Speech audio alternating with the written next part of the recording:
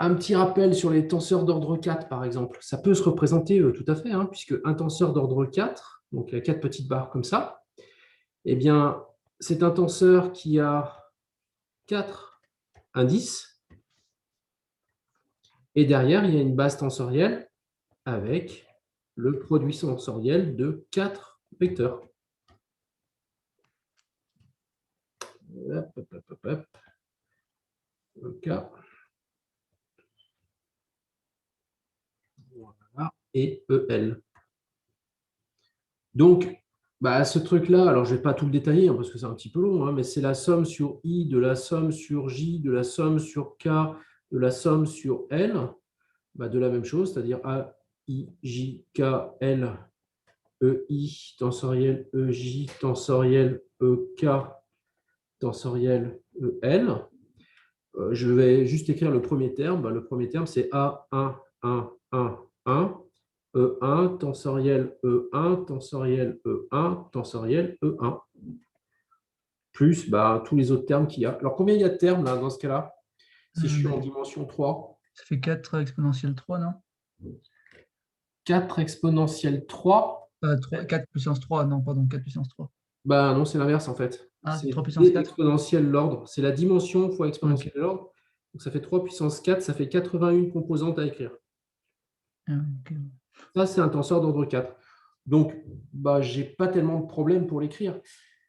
Mais je comprends ton problème dans le sens où, quand on a parlé de tenseur d'ordre 2, l'avantage, c'est qu'on peut mettre les 9 composantes d'un tenseur d'ordre 2, on peut les mettre sous forme matricielle au tableau, hein, c'est quand même plus simple, parce qu'on peut mettre, comme il y a il y a 2 indices, on peut faire des lignes et des colonnes, mais c'est juste une formalisation, ce n'est pas en ça que ça te permet de voir ce que c'est qu'un tenseur.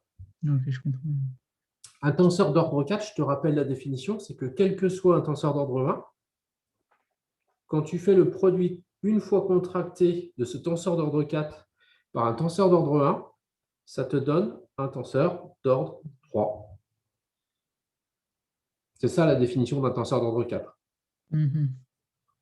Et après, pareil, hein, quel que soit x, ton tenseur d'ordre 3, si tu le contractes une fois avec un vecteur, quel que soit ce vecteur, eh bien, tu vas obtenir un tenseur d'ordre 2. Et puis, à la fin, c'est en fait une définition par récurrence, hein. Quel que soit x, tu as Cx qui est égal à un vecteur D.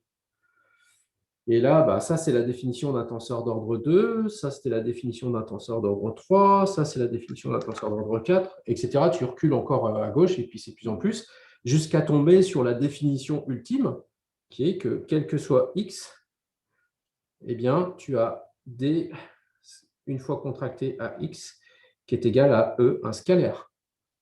Et ça, c'est la définition d'un tenseur d'ordre 1. Et ça, c'est une définition que vous connaissez déjà. Donc voilà, elle se fait par récurrence, en fait, cette définition. Donc, il n'y a pas besoin, comment dire, de...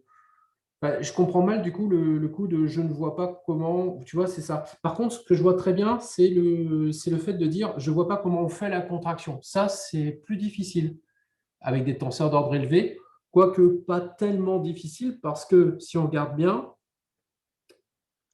Et du coup, monsieur, là, dans cet exercice 2.4, il y aurait quoi? Il y aurait 27 composantes alors? Ouais, tout à fait, ouais. Ok. Donc, par exemple, un tenseur d'ordre 4 qui est doublement contracté à un tenseur d'ordre 2, par exemple, hein, voilà, comme ça, eh bien, on va réécrire donc A, I, J, K, L, E, I, tensoriel, E, J, tensoriel, E, K, tensoriel, E, L, double contracté à E, M, tensoriel, E, N, et ça serait en fait les composantes de B. Donc BM, pardon, je vais y arriver, BMN. Bon, je ne l'ai pas mis devant, hein. Alors, la double contraction, ici, elle se fait toujours de la même façon. En fait, on va double contracter les deux vecteurs de la base de la fin avec cela. Et là, tu as la définition, en fait. C'est toujours la même définition. Ça, c'est bon? Ouais, après, ouais, on distribue. Ouais, je vois. Ok. OK. Ouais. Et du coup, après, ouais, il nous reste les deux premiers EI, EJ, parce que de toute façon, ça va correspondre à un tenseur du coup d'ordre 2, non? Parce que Bah, c'est effectivement, parce que ici, on a un tenseur d'ordre 4. quatre Normalement, plus si on fait le moins produit 4. tensoriel avec un tenseur d'ordre 2, ça devrait nous donner un tenseur d'ordre 6. Mhm. Moins deux contractions qui enlèvent deux ordres, c'est-à-dire moins 4, c'est égal à 2. Donc, le résultat que je dois avoir ici, c'est un tenseur d'ordre 2. Et Mhm. effectivement, le tenseur d'ordre 2 que j'obtiens, c'est AIJKL, EI tensoriel. Alors, il faudrait que je mette tous les scalaires du même côté, fois le scalaire BMN. Et puis, il me resterait plus que EI tensoriel EJ. Et ensuite, je vais avoir delta KM, delta LN. Donc, ce qui veut dire que dans mon expression de mon monôme, tous les M, je peux les remplacer par des K, tous les N, je peux les remplacer par des L. Mhm. Donc, ça, c'est égal à AIJ KL B. Ben, on va mettre par exemple ici le M, on va le remplacer par un K, BK, le N par un L, EI tensoriel EJ. Voilà le produit, par exemple, doublement contracté entre deux tenseurs d'ordre, en fait, un tenseur d'ordre 4 et un tenseur d'ordre 2. Et ça donne bien un tenseur d'ordre 2 qui a pour composante cette bestiole-là. Ça va? Ouais. OK. Ouais, du coup, je vais Oui, essayer de vas-y. mon côté, mais est-ce qu'on pourra quand même le corriger, Oui, bien sûr, bien sûr. le 2,4, s'il vous plaît? Merci. Bien sûr. Alors, est-ce que ça vous va si on fait une correction rapide du 2,2? Ouais. 2-2, ouais, ouais, ouais. Et les autres? Vous vous exprimez un petit peu, s'il vous plaît? Oui, c'est très bien, c'est bien. Ça- Mettez une petite coche verte si vous voulez qu'on corrige le 2,2. C'est juste pour voir si la majorité est favorable, quoi. C'est tout, hein. Ouais, moi aussi, j'ai eu des problèmes. OK, ça marche. Allez, on y va. Alors, l'exercice 2,2, histoire de faire un tout petit peu de TD, on vous donne en fait ce qu'on appelle un champ de vecteurs, hein. Donc, c'est U1, E1 plus U2, E2. On est en 3 dimensions. Donc, du coup, on va jusqu'à U3, E3. Voilà, donc c'est un champ quelconque de vecteurs. Et on vous exprime en fait les composantes de ce vecteur qui sont des fonctions de la position du point. Alors, je vous rappelle ce que c'est quand même que grand X, hein, quand on est en train de faire de l'analyse tensorielle. On est dans un repère galiléen, donc O. Ce repère galiléen, eh bien, il va nous repérer un point M avec des composantes de vecteurs grand X qui vont valoir X1, X2, X3. Et toutes les quantités d'analyse qu'on va calculer, c'est-à-dire les divergences, les rotations, les rotationnels, les gradients, tout ça, eh bien, ça va être au point M, autour du point M, c'est-à-dire au voisinage de M. Donc ici, on vous donne E1, U1, pardon, la première composante du vecteur qui vaut 2x1 plus x2, x1. La deuxième qui vaut x3 simplement. Et la troisième, U3, qui vaut x1 sur x3. Donc ça, c'est toutes les données du problème. On vous demande en premier lieu de calculer le gradient de U. Alors, on reprend la définition du gradient de U. Alors déjà, d'origine, je sais que le gradient va augmenter l'ordre du tenseur de 1. C'est pour ça que je mets 2 barres sur le gradient, parce que je sais que je prends le gradient d'un vecteur, donc tenseur d'ordre 1. Donc, ça va me faire, le résultat est un tenseur d'ordre 2. Et je reprends carrément la définition. La définition, c'est celle-ci. C'est D de U, le vecteur, sur D de XJ. Voilà, je me suis trompé. Le tout tensoriel EJ. Ça, c'est la définition du gradient de U. Alors, j'ai U que je vais décomposer en UI, EI. UI, EI, c'est ce que j'ai noté là, mais en développé, hein. Du coup, mon gradient va devenir D de UI sur D de grand XJ, EI tensoriel EJ. Et on voit bien que j'ai un tenseur d'ordre 2 qui est à la suite de ça. Donc, si je l'écris complètement, je le fais encore une fois complètement parce que vous n'avez pas encore vraiment l'habitude, ça veut dire qu'en fait, j'ai une somme double, là, puisque j'ai deux indices qui se répètent, j'ai le I et le J qui se répètent. Donc, ma première somme, ben, je l'écris ici. Ça va me faire D de U1 sur D de X1 plus D de U, pardon, pas plus. Ça, c'est ma première composante. C'est celle qui correspond à E1 tensoriel E1. Plus, c'est pour ça que je voulais mettre un plus, D de U1 sur D de X2 E1 tensoriel E2 plus D de U1 sur D de X3 E1 pardon, tensoriel E3 plus, j'ai une double somme, hein, donc je continue, D de U2 sur D de X1 E2 tensoriel E1 plus D de U2 sur DX2 E2 tensoriel E2 plus D de U2 sur DX3 E2 tensoriel E3 plus ma dernière ligne D de U3 sur D de X1 E3 tensoriel E1 plus D de U3 sur D de X2 E3 tensoriel E2 plus le dernier terme, D de U3 sur D de X3, E3 tensoriel E3. Voilà, ça, c'est mon tenseur d'ordre 2 qui est mon gradient. Alors, souvent, ce qu'on fait, vous l'avez remarqué déjà, c'est qu'on met ça sous forme matricielle parce qu'on peut le faire sur des tenseurs d'ordre 2, ce qui n'est pas faisable sur les autres, mais celui-là, on va tout de suite repérer qu'ici, en réalité, pardon, on a les termes ici, là, là, on peut ranger tous ces termes sous forme matricielle. Voilà, tous ces termes-là. Donc, on y va. Ça fait D de U1 sur DX1, D de U1 sur DX2, D de U1 sur DX3, D de U2 sur DX2, D de U1 pardon, sur DX2. Non, je me suis gouré. Il y a un truc qui ne va pas. D de U2 sur DX1, D de U2 sur DX2, D de U2 sur DX3, D de U3, D de U3, D de U3 sur DX1, DX2, DX3. Bon, c'est la dernière fois que je fais ça parce que là, c'est vraiment un peu longuet. Et là, par contre, comme ce n'est pas une matrice, cette chose-là, il ne faut pas oublier de mettre que là, on est dans EI tensoriel EJ, IJ variant de 1 à 3, c'est-à-dire la dimension de l'espace. Est-ce que ça va pour tout le monde? Oui.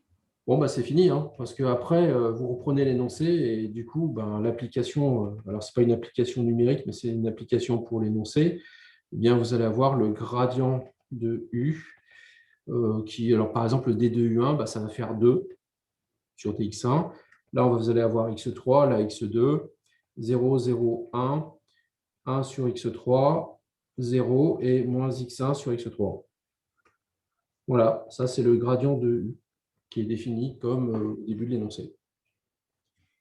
Ça va pour tout le monde? Le gradient sort. Oui, Ok, ça va. ça marche. Alors, ça, en fait, finalement, la seule vraie définition que vous avez à connaître un peu, c'est la définition du gradient qui est là. Alors, cette définition, le gros avantage, c'est qu'elle est globale. C'est quel que soit l'ordre du tenseur que vous avez là, eh bien, vous avez toujours la même définition. Donc, par exemple, si c'est un tenseur d'ordre 4, le U, bah, c'est toujours D de U, tenseur d'ordre 4, dérivé par rapport à D de XJ, tensoriel EJ. Toujours. Vous n'avez même pas à vous poser de questions, c'est aussi simple que ça. Alors, on ne va peut-être pas mettre EJ parce que ce n'est pas ce qui va venir juste derrière le IJKL, un tenseur d'ordre 4. On va plutôt mettre EM, D rond, D de XM, par exemple. Je vous le fais. Hein. Donc, un tenseur d'ordre 4, son gradient, ça va être un tenseur d'ordre 5. Et là, on a notre tenseur d'ordre 4. Bah, la définition, c'est D de 1, 2, 3, 4 sur D de XM, tensoriel EM. Alors, pourquoi j'ai choisi le M? Bah, tout simplement parce que mon tenseur d'ordre 4, je vais l'écrire comme je l'ai écrit ici. Donc, je vais aller des indices I, J, K jusqu'à L. Et donc, du coup, après, je rajouterai un tensoriel M. Et vous voyez que, du coup, ce que je vais obtenir comme résultat, c'est bien un tenseur d'ordre 5. Ça, c'est à titre d'exemple, hein. Dites-moi si ce n'est pas clair, hein, pour quelqu'un, hein, ces notions-là. N'hésitez pas, hein, c'est maintenant qu'il faut poser des questions qui paraissent bêtes, hein. Monsieur, Ouais. juste en détail, mais pour l'application numérique que vous avez faite, du coup, le résultat, c'est une matrice ou c'est une matrice dans la base I vectorielle? Excuse-moi, tu as raison, j'ai oublié de mettre ça. D'accord, C'est indispensable. d'accord. Ah oui, sinon ça ne veut rien dire. Ce n'est pas une matrice, hein. D'accord, c'est bien ce qui me semblait. Merci beaucoup de m'avoir fait remarquer ça parce que, alors c'est vrai que je vais avoir tendance à l'oublier, hein, mais surtout rappelez-le-moi à chaque fois parce qu'encore une fois, un tenseur d'ordre 2 n'est pas une matrice. Pas plus qu'un tenseur d'ordre 1 est un vecteur colonne, quoi. Voilà. S'il n'y a pas la base en bas à droite, là, c'est une matrice, mais ce n'est pas un tenseur. OK, ça marche. Alors après, on vous demande la divergence. Alors la divergence, vous n'avez rien à faire. Parce que la divergence d'un vecteur, je n'ai pas mis de petite barre sur la divergence parce qu'elle abaisse l'ordre de ce qu'on lui passe en paramètres. Donc là, j'ai un tenseur d'ordre 1, ce qui veut dire que la divergence, ça va être un tenseur d'ordre 0. Et la définition de la divergence, c'est que c'est le gradient du déplacement doublement contracté à l'identité. Et quand on a en fait un tenseur d'ordre 2 qui est doublement contracté à l'identité, c'est égal à la trace de ce tenseur. Donc, vous savez tout ce que c'est que la trace, hein. Je suppose que vous savez tout ce que c'est. Donc, en fait, j'ai juste à prendre finalement ici la trace du gradient de U. Donc, ici, pour l'exemple, hein, ça c'est pour l'exemple uniquement, eh bien, la trace, c'est la somme donc, des termes diagonaux. Donc, ça fait 2 plus 0 moins x1 sur x3. Voilà. Et ça, c'est la divergence de U, du coup. Donc, cette définition-là, vous l'avez vue dans le cours.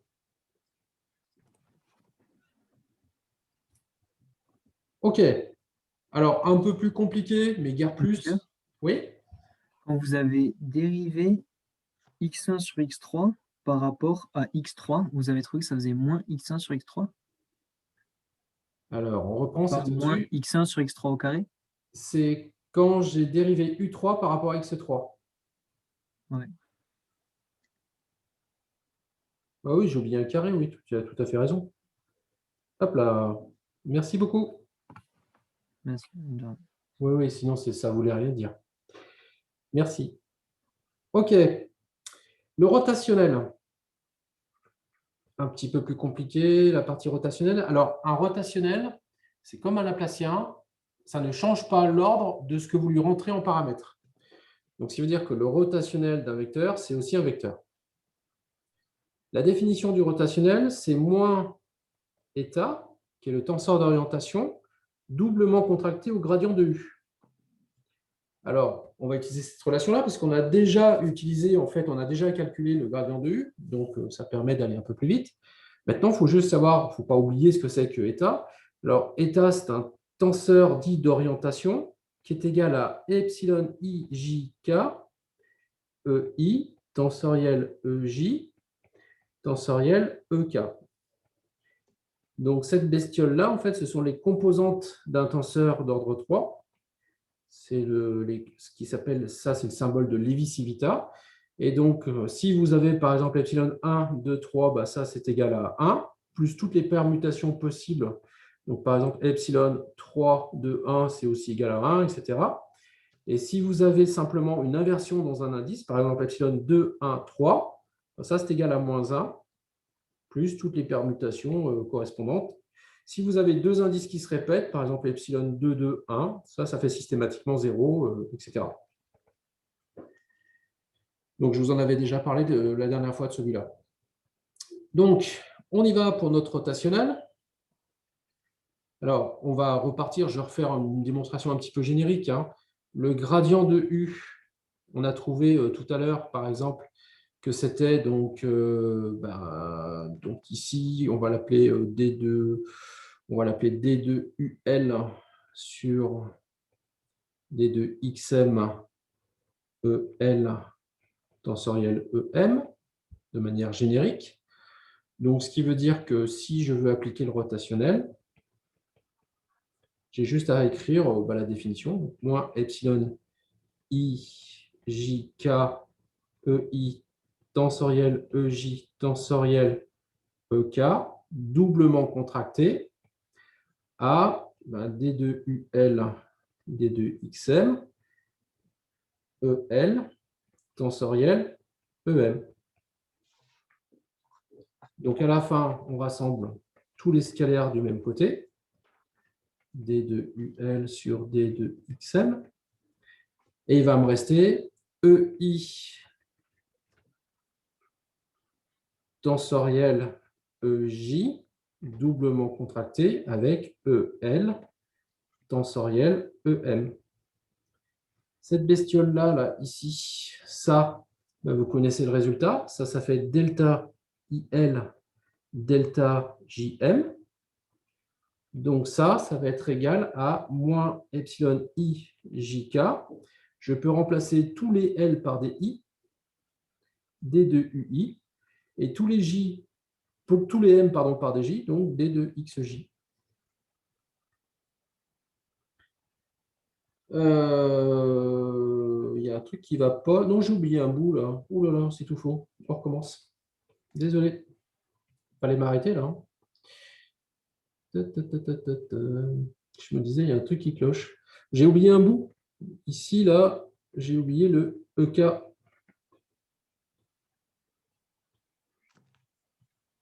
Je me disais, c'était bien ça. J'ai juste oublié le EK. Voilà. On recommence. Doublement contracté à EL tensoriel EM. Allez, on essaye de faire vite. Donc, cette double contraction, du coup, que celle-ci, ça va valoir delta JL, delta KM. Donc, je vais pouvoir remplacer, je recommence, tous les L par des J, donc moins epsilon I, J, K, D de J, et tous les M par des K sur D de XK. Voilà, et il me reste le vecteur EI qui est là. C'est effectivement le rotationnel d'un vecteur, c'est bien un vecteur. Bon, bah, c'est fini. Après, ce vecteur, vous pouvez calculer chaque composante les unes après les autres. Par exemple, si vous voulez calculer le rotationnel de U projeté sur E1, bah, ça revient à prendre l'indice I égale à 1. Donc, ça fait moins epsilon 1 JK. D de UJ sur D de XK suivant E1. Donc E1, scalaire E1, c'est-à-dire 1. Donc la composante que je cherche, elle est là. Bon, je ne vais pas toutes les faire. Hein. Si vous, alors on va faire que celui-là déjà. Donc si je continue, ça va me faire moins epsilon 1, 2, 3. Je mets que les termes qui sont non nuls en fait, hein, sur D2U2 sur D2X3, moins epsilon 1, 3, 2, D2U3 sur DX2. Je n'ai pas fait les autres termes, ceux qui sont déjà nuls, à cause du fait que, par exemple, j'ai deux indices qui se répètent. Et n'oubliez pas qu'en réalité, ici, j'ai une double somme. Hein. J'ai une somme sur J, une somme sur K. Voilà. Et donc, à la fin, le premier terme, ça va me faire… Monsieur, quand vous voulez dire que vous n'avez pas mis, c'est parce que quand on a du coup epsilon 1, 1, c'est égal à 0. C'est comme ça. C'est tout à fait ça. Donc, vous voyez que ce terme-là, celui-là, il vaut moins 1 et celui-là, il vaut 1. Donc, in fine, ça va me faire D de U3 sur D de X2 moins D de U2 sur DX3. Voilà mon premier terme de mon vecteur, celui qui est porté par E1. Vous faites la même chose pour les autres. Vous allez trouver que le rotationnel de U projeté suivant E2, du coup, alors je vous donne directement le résultat. Ça, c'est l'exercice. Hein. Si vous voulez avoir le résultat de l'exercice, ça fait 0, moins 1, ça fait moins 1. Suivant U2, vous allez trouver moins D2U3 sur DX1 plus D2U1 sur DX3. Et si vous prenez l'exercice, ça fait moins 1 sur X3. Ça, c'est l'exercice plus X2. De la même façon, la troisième composante de ce vecteur, c'est la troisième composante, ça va être D2U2 sur DX1 moins D2U1 sur DX2. Et pour l'exercice, ça va faire moins X3 plus 0. Et ça fait moins X3. Donc, vous retrouvez que le rotationnel de U, c'est moins 1, X2 moins 1 sur X3 et moins X3 dans la base EI.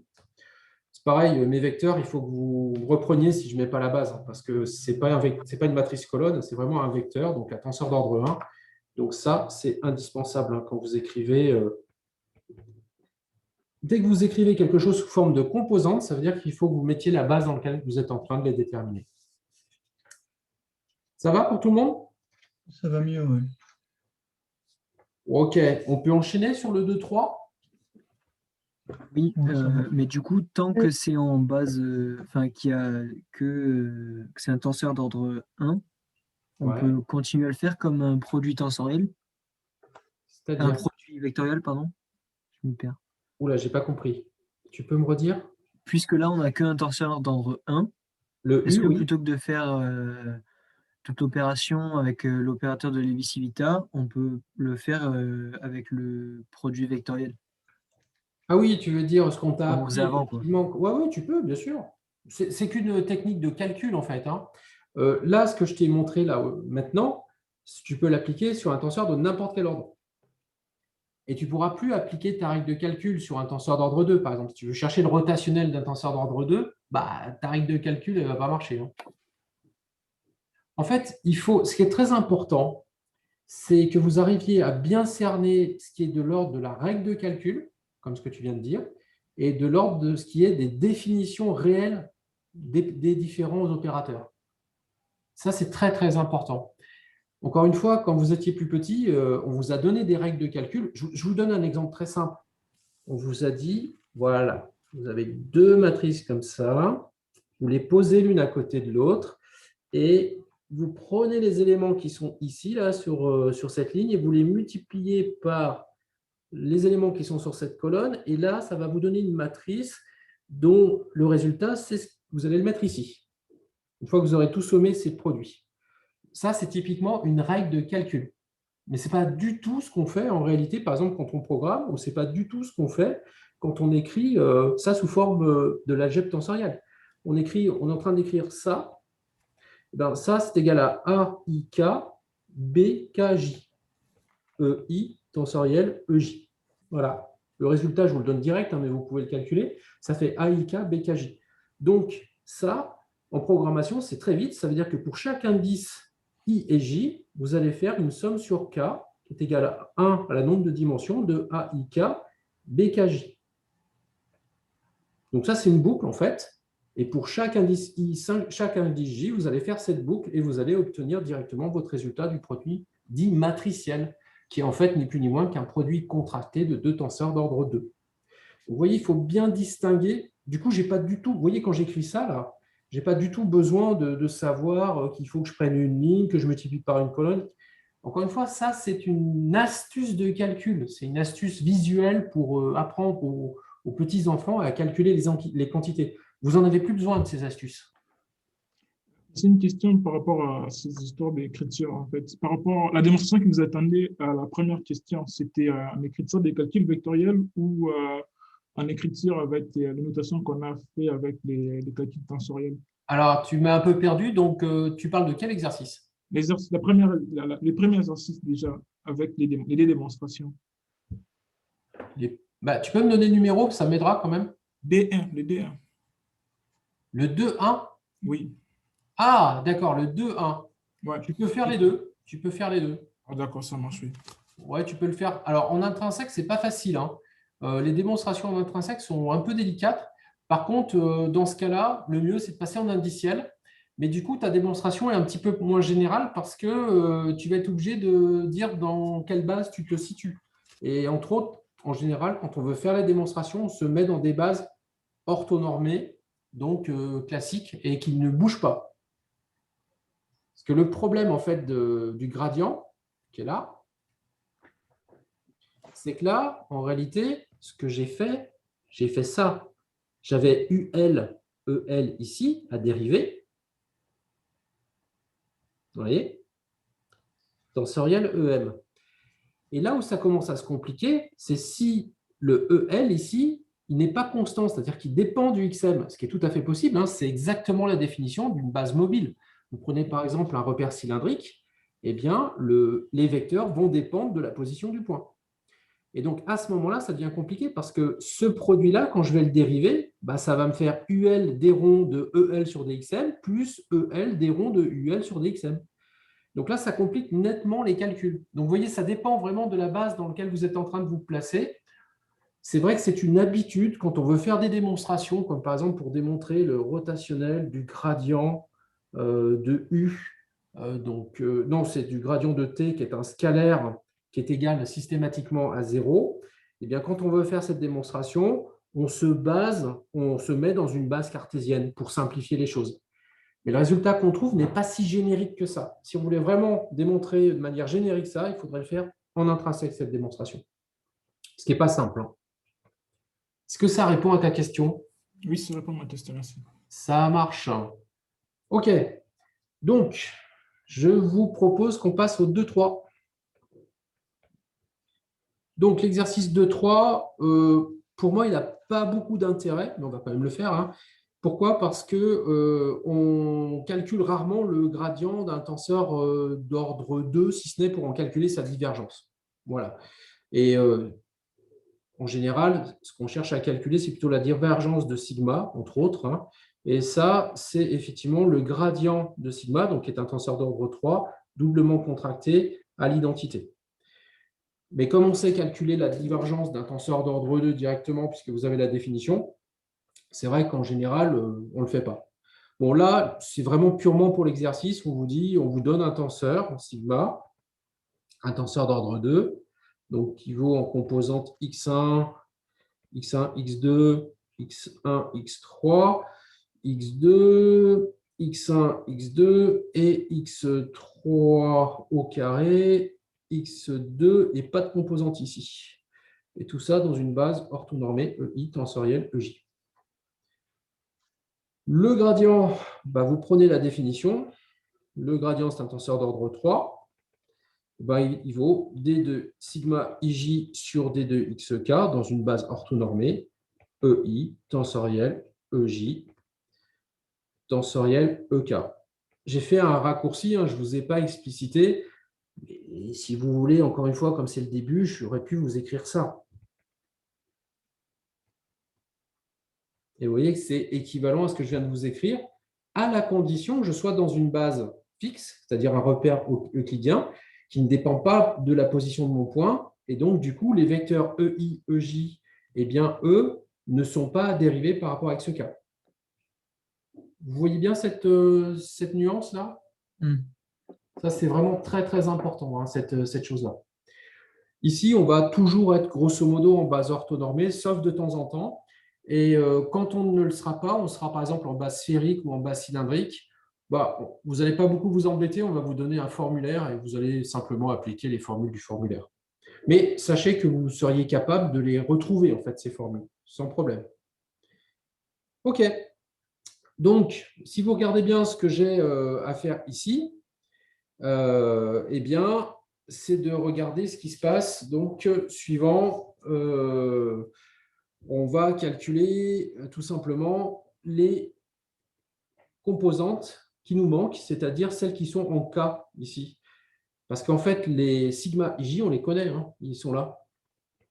Ça, c'est sigma ij, EI, tensoriel EJ. La seule chose qu'on a à faire, c'est une somme, d'accord? Et en plus, on va sommer sur K, mais le reste, ce n'est pas la peine. Donc, on y va. Donc, du coup, ce produit tensoriel ici, On y va, ça va nous faire donc le premier, c'est notre vecteur qu'on va dériver par rapport à E1. Donc, c'est la première composante. Donc, on va écrire en fait, je vais l'écrire une première fois, puis après, je n'écrirai plus. Hein. On va faire ça en fait. Ça va être la matrice des D sigma IJ par rapport à X1.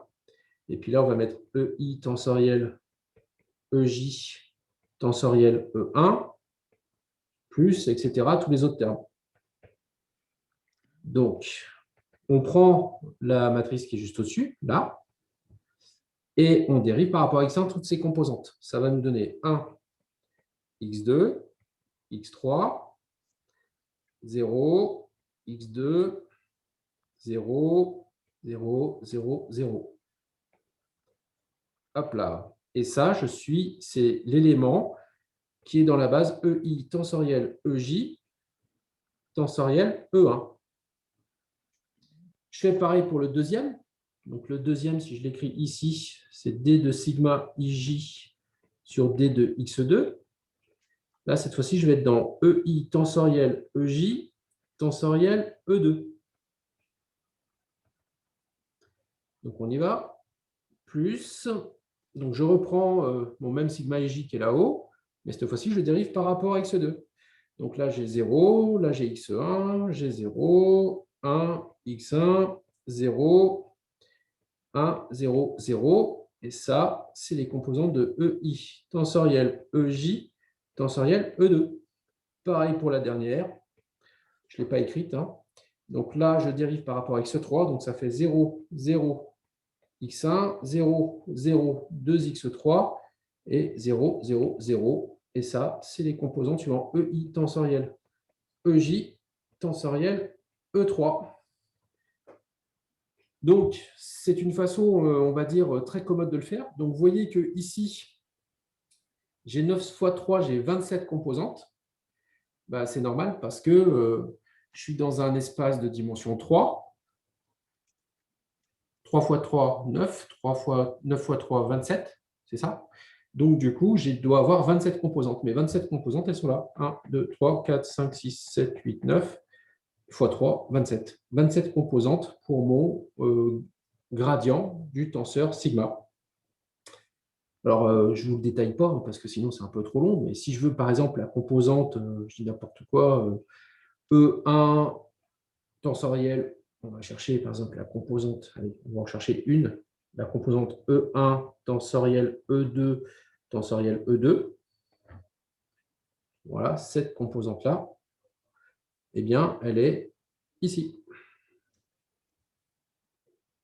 J'ai oublié un petit vecteur là. Ça va? Ouais, ok. Bon, c'est un petit peu une gymnastique, hein, c'est pas, il n'y a rien de terrifiant. Hein. Mais juste, monsieur, tout à l'heure, vous aviez l'air de dire que pour calculer la divergence, on n'avait pas besoin du gradient, mais on est bien obligé de calculer, non, ce gradient pour, Non, justement, il se trouve que dans la question d'après, on te demande de calculer la divergence. Oui, oui, mais je veux dire, de toute façon, pour calculer la divergence, on est forcément obligé de passer par le gradient. Non, non, tu n'es pas obligé. Parce qu'en fait, si tu fais le calcul complètement développé, la divergence, si tu prends la définition de la divergence, on a développé au préalable hein, en gradient du tenseur doublement contracté, l'identité, etc.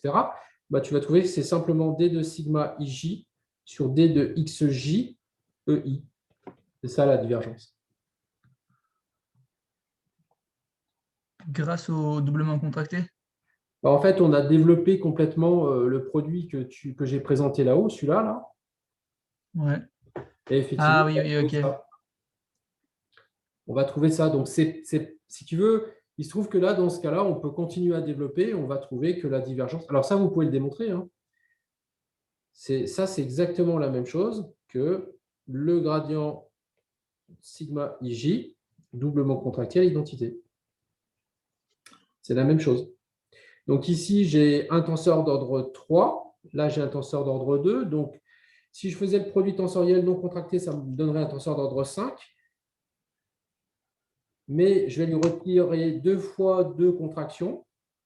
Ça me fait un tenseur d'ordre 1. Donc, le résultat est un tenseur d'ordre 1. Effectivement, vous voyez que j'ai juste un tenseur d'ordre 1 à la fin. Bon, voilà. Donc, du coup, bah, ça va me donner un vecteur. Et ce vecteur, bah, là, c'est assez simple, hein. C'est d de sigma 1,1 sur dx1 plus d de sigma 1,2. Donc là, je suis en train de faire la sommation sur j, hein, sur dx2, plus d de sigma 1,3 sur dx3. Hop. Ça, c'est ce qui est porté par le vecteur E1. Puis ensuite, bah, j'ai ce qui est porté par le vecteur E2, donc d sigma 2,1 par rapport à d sigma 1, dx1, pardon, plus d sigma 2,2 par rapport à dx2, plus d sigma 2,3, j'ai oublié de mettre le sigma 2,3 par rapport à x3, et ça, c'est porté par le vecteur E2. Et le dernier bout, d sigma 3,1 par rapport à x1, plus d sigma 3,2 par rapport à x2, plus d sigma 3,3 par rapport à x3. Et ça, c'est porté par E3. Voilà. Et j'ai oublié le petit vecteur ici, si je veux être cohérent avec mes autres notations, puisque la divergence abaisse l'ordre du tenseur qu'on lui donne à manger de 1. Et on aurait pu prendre les traces des 3 tenseurs qu'on a écrits au-dessus. Les traces des 3 tenseurs. Non, les traces. Oui, oui, bien sûr, ouais, ça doit marcher. Sauf que ici, je les ai développés. Je les ai développés avec l'exemple.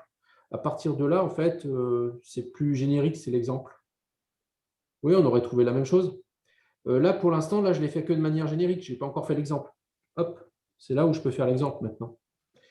Donc là, du coup, effectivement, on devrait retrouver ça. Donc 1 de x1 E1 plus x1 plus 2x3 E2 plus 0, E3. Alors, je ne sais pas si ça marche. Non, ça ne marche pas. Ça ne marche pas, il y a un truc. Non, c'est pas ça. Ça ne doit pas revenir à la même chose, non. Je ne pense pas. Sinon, ça marcherait. Non, ce n'est pas la trace de chacun des tenseurs d'ordre 2 qu'on voit là. Non, c'est pas ça. Monsieur? Oui. Ouais, je comprends pas comment est-ce que vous trouvez votre composante que vous avez mis en jaune. Ah, comment j'ai trouvé cette composante? Ouais, C'est ça? ouais, c'est ça, ouais. Bah, parce qu'elle est fausse. C'est normal que tu ne trouves pas. Je te remercie. J'ai mis E1 tensoriel E2, tensoriel E2. Donc, tensoriel E2, bah, j'étais bien au bon endroit, c'est bien celle-là. Mais par contre, l'autre, non, c'est faux. Et c'est pour ça que tu ne comprenais pas. C'est celle-là. C'est Ok, E1 d'accord. tensoriel E2, tensoriel E2. Ok, super, merci. Merci à toi parce que tu vois, j'avais laissé passer une sacrée boulette là. Et j'ai l'impression que tu es le seul à l'avoir vu.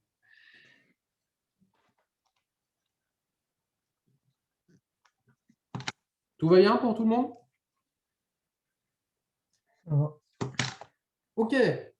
Bon, le 2-4, vous voulez vraiment qu'on le fasse? Enfin, je veux dire, il n'a pas beaucoup d'intérêt. Je sais Si pas. vous pouvez sinon me donner les résultats, quoi. Ouais, si vous voulez, ouais, je peux vous donner les résultats parce que bon, il est assez simple, hein. Donc le résultat, alors ça c'est le 2-4.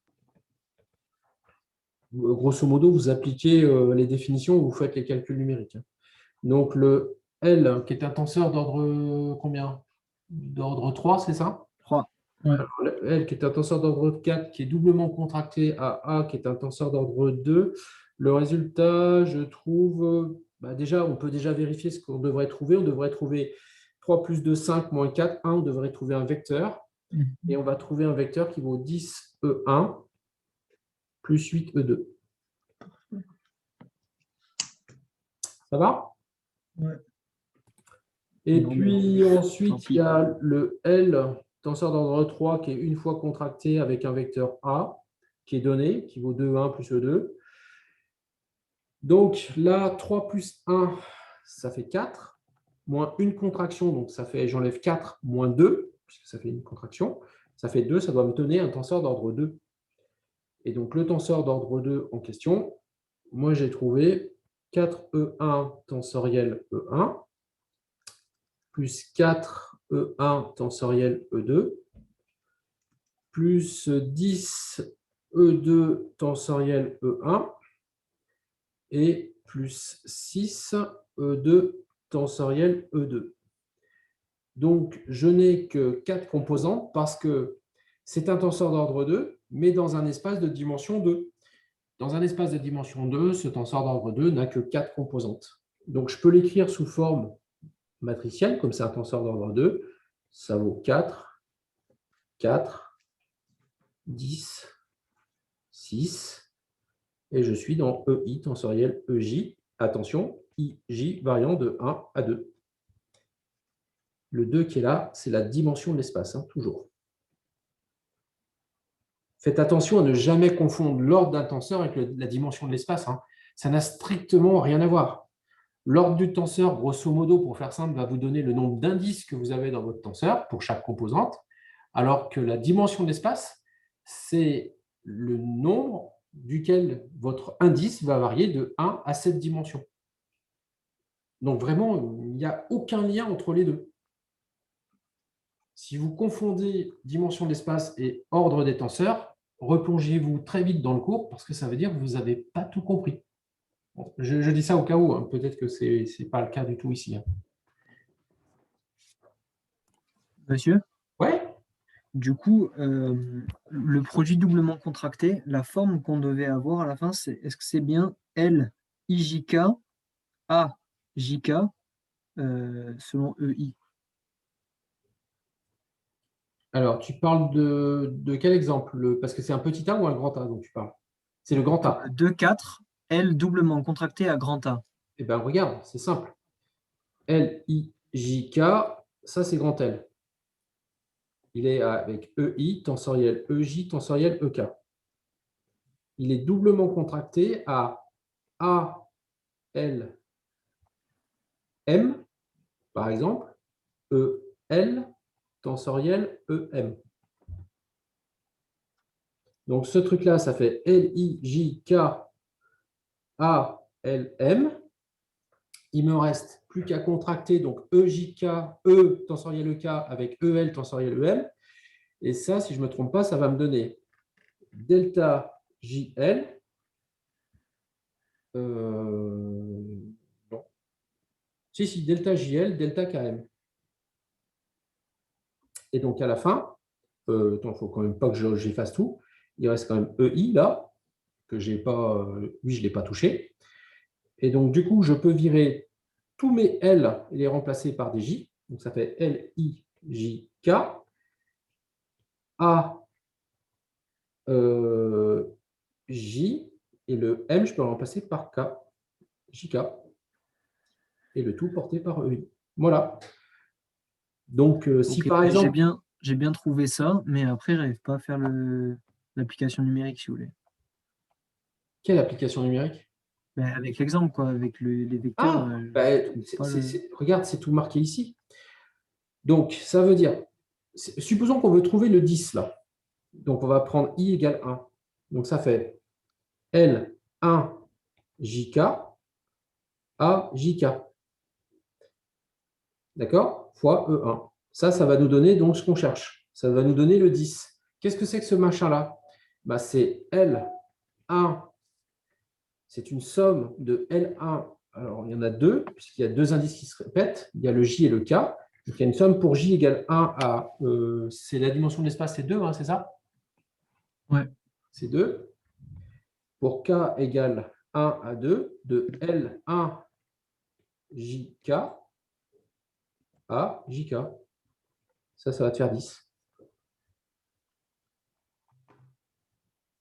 Fais-le, ça va faire 10. Je ne vais pas tout te les détailler, hein, mais c'est L1, 1, 1, 1 fois 1, 1, 1, 1, 1 plus L1, par exemple 1, 2 fois A, 1, 2 plus, etc. Et là, tu vas trouver 10.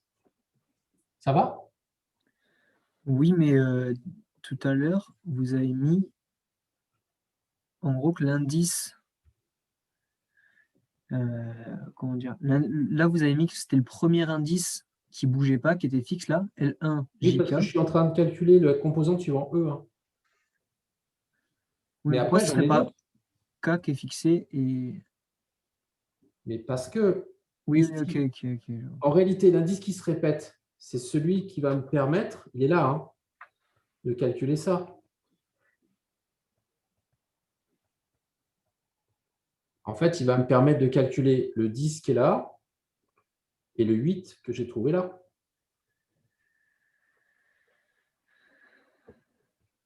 Tu vois? En réalité, j'ai 3 sommes là-dedans. Mais comme je sais que je veux la composante suivant E1 puis la composante suivant E2, bah, je fais les 2 sommes de manière séparée. Je n'ai pas 3 sommes, pardon, j'en ai 2 puisque je suis en dimension 2. Ça va pour tout le monde? Est-ce que ça répond à ta question? Ouais, il faut que je reprenne, mais oui.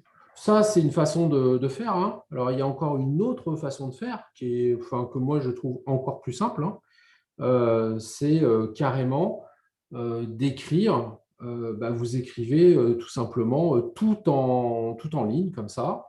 Donc, le L doublement contracté à A directement. Hein. Donc là, il faut simplement, c'est un petit peu long, quoi. Je vais vous faire un terme, par exemple.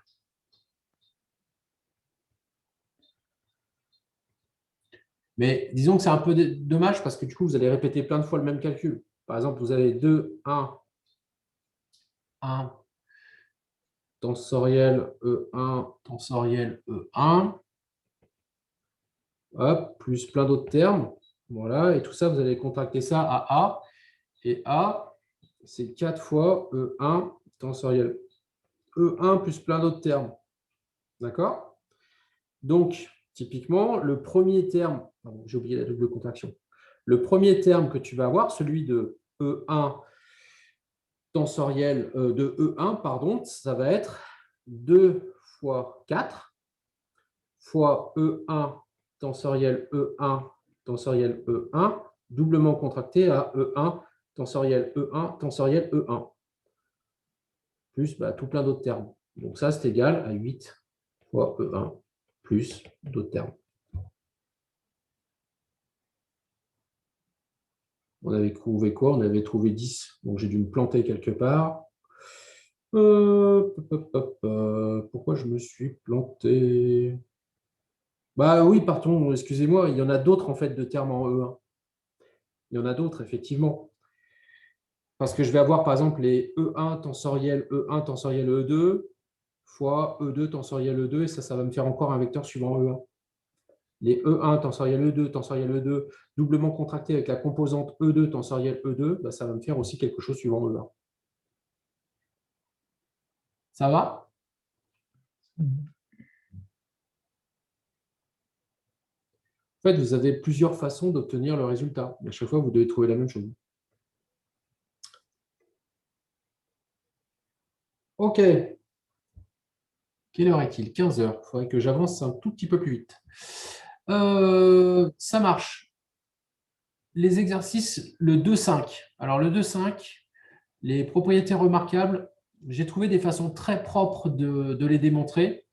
Je ne vais pas vous les démontrer ici, sauf si vraiment vous le voulez, mais à ce moment-là, vous m'écrivez, puis je vous donne la démo, parce qu'elle n'est pas si simple que ça, et je pense qu'il vous manque des éléments pour vraiment apprécier cette démonstration et la faire simplement.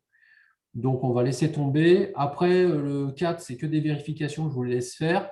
Il n'y a qu'une démonstration que je trouve assez intéressante, c'est de démontrer que A, un tenseur A, doublement contracté un tenseur B, c'est la même chose que la trace du produit, une fois contracté, de A par la transposée de B. Voilà. Donc, la trace, en fait, c'est également A. En fait, quand on veut la trace d'un tenseur, on peut aussi prendre ce tenseur. Donc ici, notre tenseur, c'est A une fois contracté avec la transposée de B, doublement contracté, ce tenseur-là, par l'identité. Ça vous donne la trace. La trace qui est un scalaire. Effectivement, vous avez ici un tenseur d'ordre 2 que vous faites en multiplication tensorielle par un tenseur d'ordre 2, ça devrait donner un tenseur d'ordre 4. Mais comme vous avez une contraction, il ne vous reste plus que 2. Et vous contractez avec un tenseur doublement avec un tenseur d'ordre 2. Donc, à la fin, ça vous donne un tenseur d'ordre 0, donc un scalaire. Donc, l'avantage de cette démo-là, c'est que ça vous fait reprendre un petit peu tout le calcul indiciel. Donc, on va le faire dans une base orthonormée. Donc, on remplace simplement le tenseur A par ses composantes dans la base. Doublement contracté à BKL, EK, tensoriel, EL.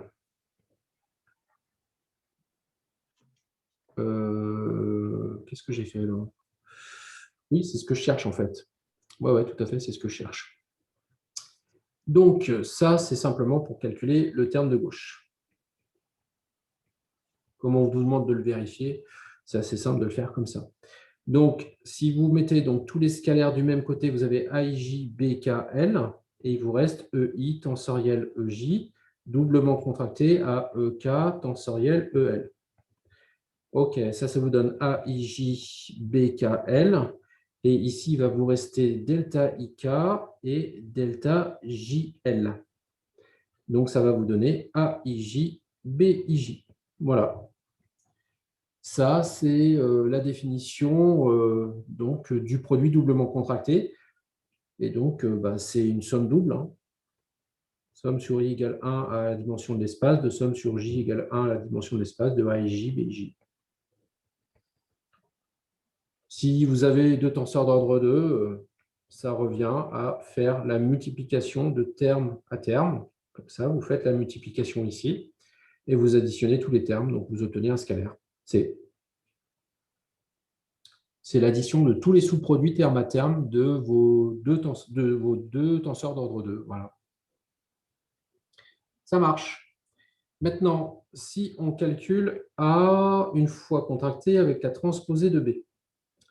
Donc ça va vous donner AIJ, EI, tensoriel, EJ. Une fois contracté avec BLK, EK, tensoriel, EL. On continue le développement. On va trouver AIJ, BLK, delta JK, EI, tensoriel, EL. Et ça va vous donner AIJ, BLJ,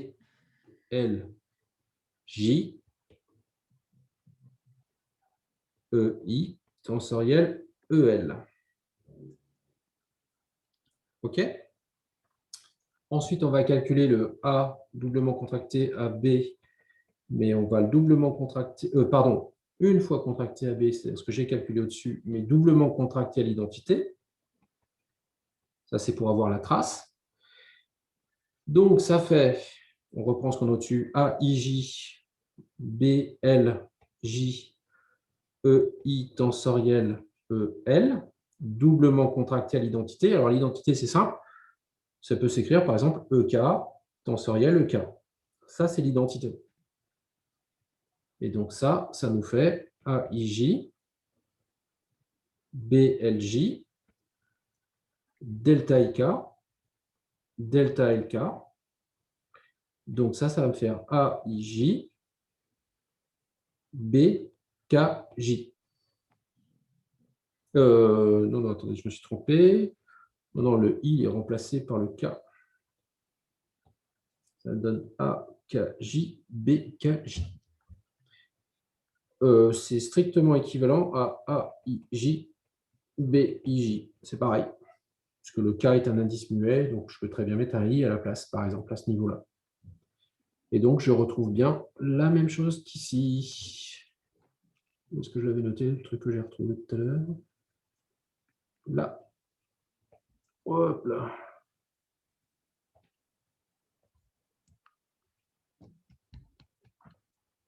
Voilà.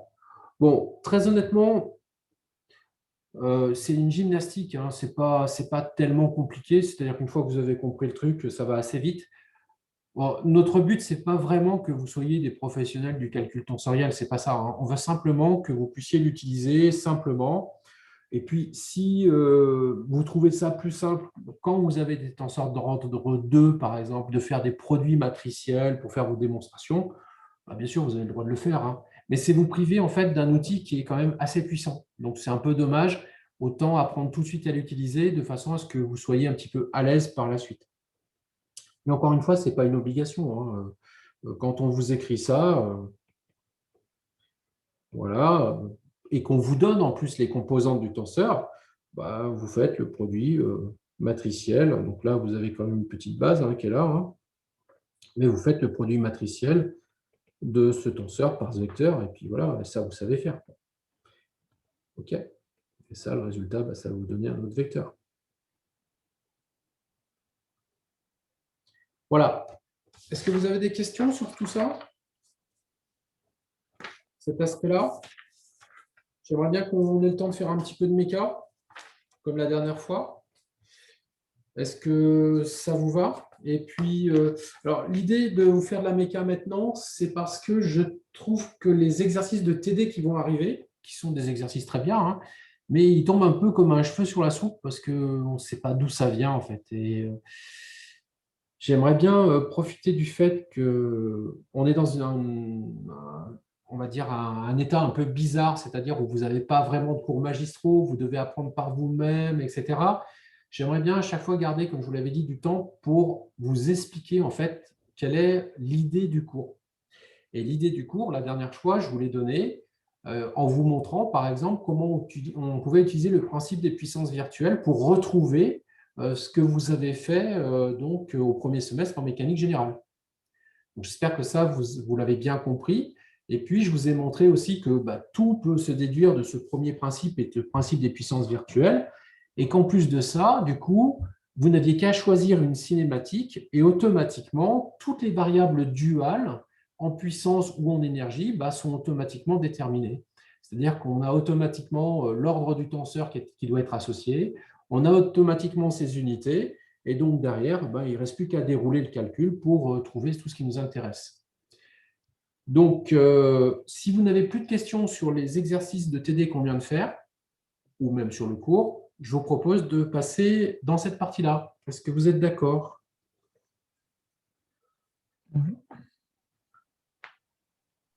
Très bien.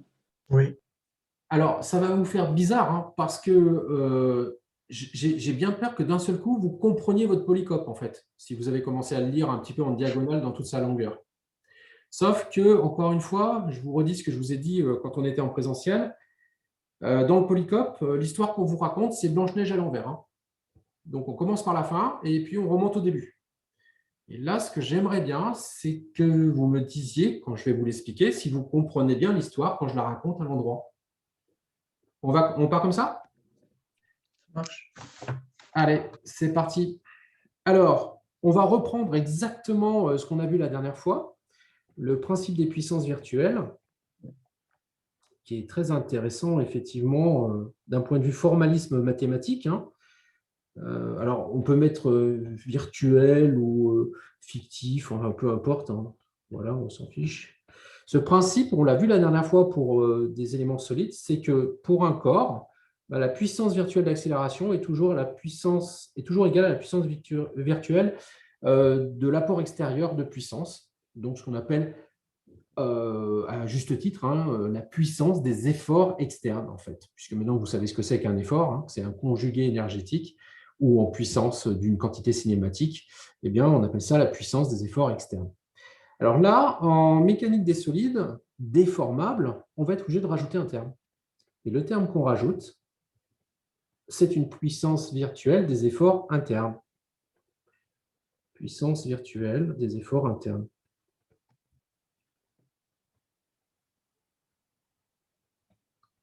Donc ça, c'est un terme qu'on va rajouter avec une contrainte assez évidente, qui paraît assez évidente, c'est que si vous avez un mouvement, une vitesse, un mouvement avec des vitesses de solide rigide, je vais l'appeler, alors c'est un élément pareil de l'espace virtuel des vitesses, de l'espace test, hein, mais je vais l'appeler rigide, comme ça on se souviendra bien qu'il est complètement différent du V quelconque.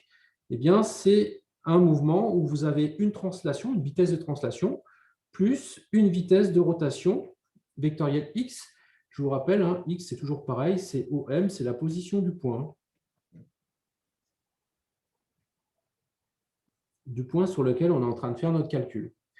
Donc, ce que j'étais en train de dire, c'est que cette puissance interne, si notre champ virtuel est un champ virtuel rigide, quelconque, hein, c'est-à-dire quel que soit A et quel que soit le θ chapeau, là, le H chapeau et le θ chapeau, eh bien alors, ce qui paraît logique, hein, c'est qu'à ce moment-là, la puissance des efforts internes doit être égale à 0. Voilà, ça c'est quelque chose qui est important parce que c'est ce qui va nous permettre de déduire certaines notions pour utiliser le principe des puissances virtuelles. Donc je pense que ça, vous le comprenez assez bien. Imaginez, vous prenez, je vous ai amené mon cube de mousse la dernière fois en TD, je ne me souviens plus. Non.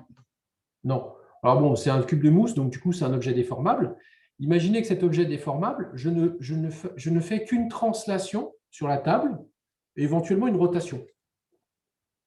À votre avis, est-ce qu'il a pu développer une puissance interne? C'est-à-dire, est-ce qu'il a pu emmagasiner de l'énergie à l'intérieur ou pas, ou des choses comme ça? Bah, c'est fort peu probable, en fait, hein. Donc, il faut le déformer pour qu'il puisse emmagasiner une énergie interne. Si vous voulez vous rendre compte, en réalité, vous l'avez déjà vu ça au premier semestre, vous prenez un ressort.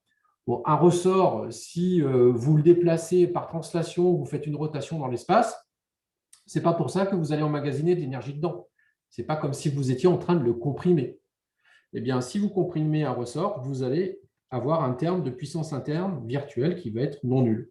Voilà. Mais là, vous n'êtes plus en train de faire un mouvement de corps rigide. Donc, vous avez un V quelconque. Et donc, ce V quelconque, bah, c'est celui qu'on va regarder maintenant. OK. Donc, on va faire comme d'habitude et je vais vous présenter deux théories. Il y a la théorie du zéro gradient. C'est comme ça qu'historiquement, en fait, on a commencé à chercher à savoir comment marchaient les solides déformables. On applique le PPV sur cette théorie, c'est simple, hein, on choisit en fait une cinématique et une vitesse, V chapeau. Elle est quelconque, elle n'est pas forcément rigide, elle est quelconque. Donc on choisit V chapeau, variable cinématique. OK. Donc ça veut dire qu'il faut que je trouve en fait un conjugué en puissance de cette variable pour mon solide.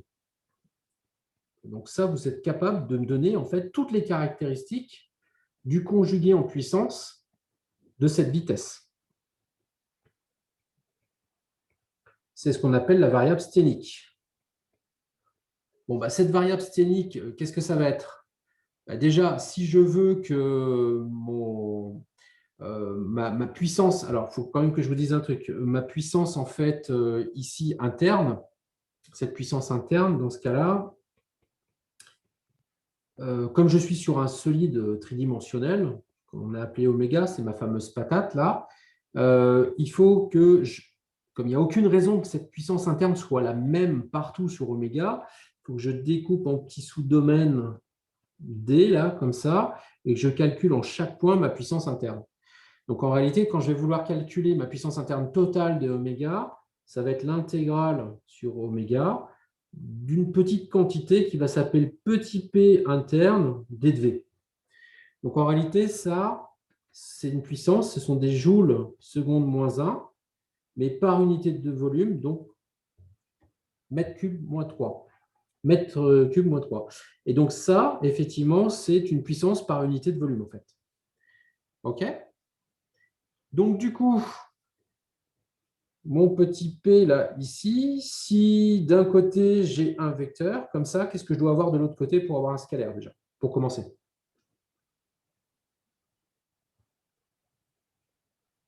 Ben, tenseur d'ordre 1, alors. Tout à fait, un tenseur d'ordre 1. Donc, on va l'appeler Toto. Ça, c'est un tenseur d'ordre 1. Quelle est l'unité obligatoire de ce tenseur d'ordre 1? L'unité de Toto. Ben, des joules par... Ouais, vas-y, vas-y. J'ai un doute là. Des joules mètre moins 2. Des joules moins 2. Alors, attends, on recommence. Donc, ici, là, j'ai quoi, là? J'ai des mètres secondes moins 1. Là, ici, là, ce truc-là, c'est des joules, seconde moins 1, mètre moins 3. Donc ici, Toto, ça doit être quoi? Des joules mètre moins 4. C'est ça, c'est des joules mètre moins 1, mètre moins 3. Alors pourquoi j'ai dit joules mètre moins 1 au lieu de mètre moins 3 au lieu de dire mètre moins 4? Parce que ça, vous connaissez l'unité, c'est des newtons en fait.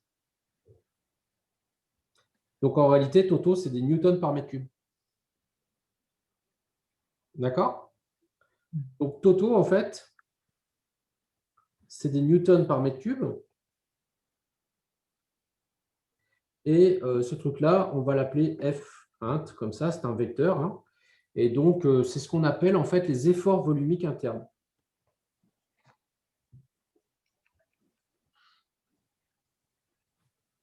Donc ça, c'est dans la théorie du zéro gradient. On suppose qu'en tout point de oméga, il existe un champ de vecteurs, donc F int, qui est rapporté au volume, et c'est ce qu'on appelle l'effort volumique. Alors, c'est un effort volumique parce qu'il est par unité de volume interne. Voilà. OK. Donc, on ne s'est pas trop cassé la tête. Donc, on va écrire que petit p int, là, c'est égal à V une fois contracté à F int. Ça marche. Donc, maintenant, n'oubliez pas que je peux calculer, du coup, ma puissance interne totale. Je fais simplement l'intégrale sur oméga. dV, donc mon élément de volume. Et ce truc-là, ça doit être égal à 0 si j'ai un mouvement de corps rigide.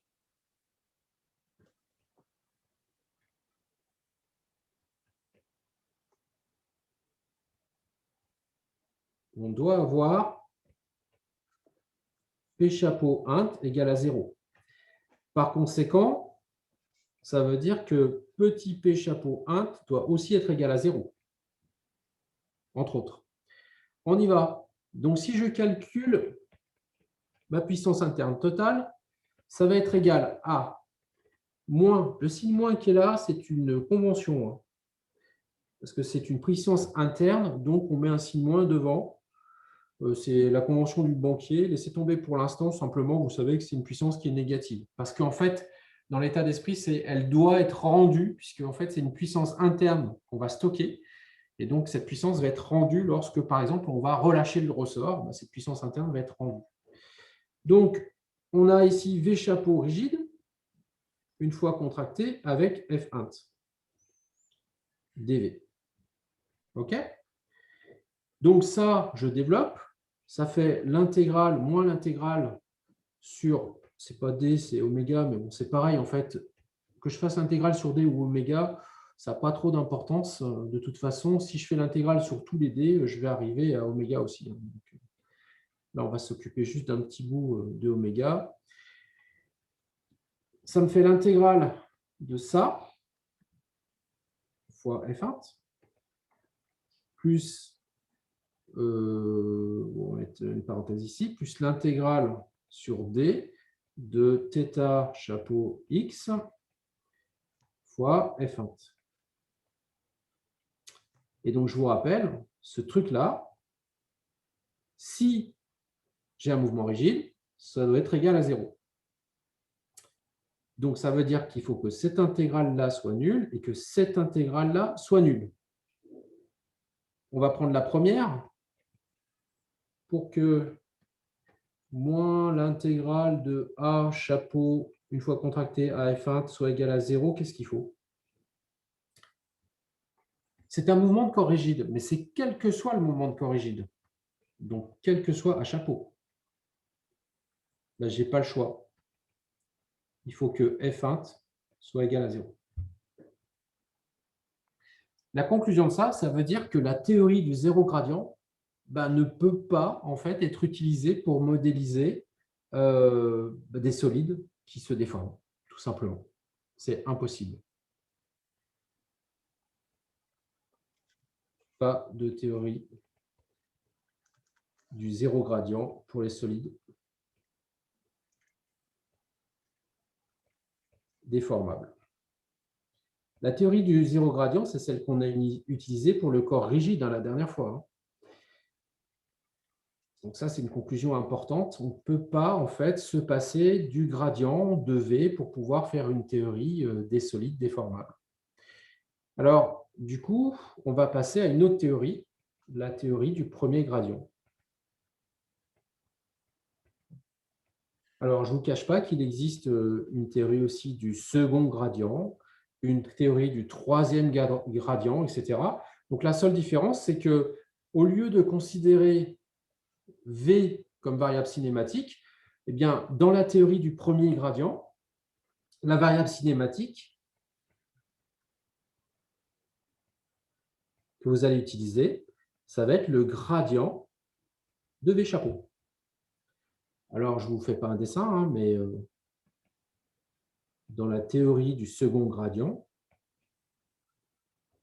la variable cinématique, ça va être le gradient du gradient de V chapeau. Et puis, comme le gradient est aussi utilisé, on va avoir les deux, en fait. Voilà, ça, c'est la théorie du second gradient. Juste, On monsieur, va- pourquoi on utiliserait la théorie du second gradient? Parce que la première, elle ne suffit pas pour les mouvements de corps non rigides? Alors, pour les corps déformables, ben non, elle ne suffit pas, en fait. Ça dépend du corps déformable en question. Quand tu as des corps déformables qui sont à la limite entre le solide et le fluide, par exemple, tu prends une motte de beurre et tu veux couper en fait la motte de beurre avec un fil et tu veux modéliser cette coupure avec la théorie des solides déformables. Ben, tu ne vas pas y arriver. Tu ne vas pas y arriver parce qu'à ce moment-là, il faut monter jusqu'à la théorie du troisième gradient. Tu vois? Donc, en fait, ça dépend en fait, de ce que tu es en train de modéliser. Donc, il y a certains, dès que tu commences à arriver dans des solides très bizarrement déformables, qui peuvent être très mous localement, voire même se transformer localement en fluide, eh bien, on ne peut plus appliquer la théorie du premier gradient. Bon, je vous rassure, jusqu'à la fin de votre scolarité, je pense que vous ne verrez que la théorie du premier gradient. C'est vraiment si vous faites quelque chose de plus après, une thèse, un master, que vous pouvez éventuellement arriver à utiliser la théorie du second gradient. Et très honnêtement, la théorie du troisième gradient, je ne l'ai jamais vue personnellement utilisée par des gens à l'INSA. Parce que bon, ce n'est pas trop notre domaine, donc on ne fait pas vraiment ça tous les jours. OK? Donc, vous voyez bien qu'ici, on va se situer dans ce cours-là sur cette théorie-là. Vous avez, j'espère, compris que la théorie du zéro gradient ne pouvait pas s'appliquer pour les solides déformables.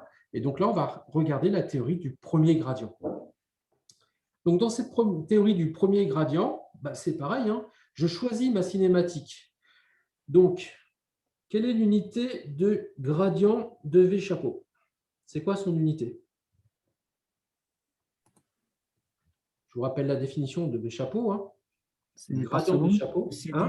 Des secondes, par exemple. C'est ça. Hein. Et donc, effectivement, ben, en fait, c'est des secondes moins 1.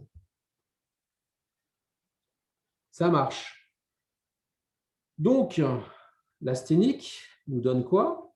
Ben, il nous dit que l'asténique donne le dual.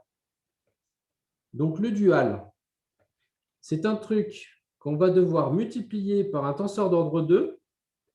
On ne sait pas ce que c'est, on va l'appeler Titi cette fois-ci. Voilà. Et ce tenseur d'ordre 2 doit nous donner un scalaire, le résultat. Alors, quelle opération vous connaissez qui peut faire un scalaire? Vous avez un tenseur d'ordre 2 d'un côté, Titi à droite, et ça doit vous donner un scalaire. Qu'est-ce que vous pouvez faire comme opération? Doublement contracté. Ben, en fait, il n'y a pas le choix. La seule, c'est le doublement contracté avec un tenseur d'ordre 2. Donc, déjà, vous savez que Titi, c'est un tenseur d'ordre 2.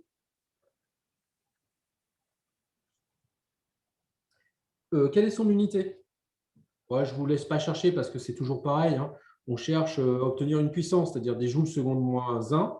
OK.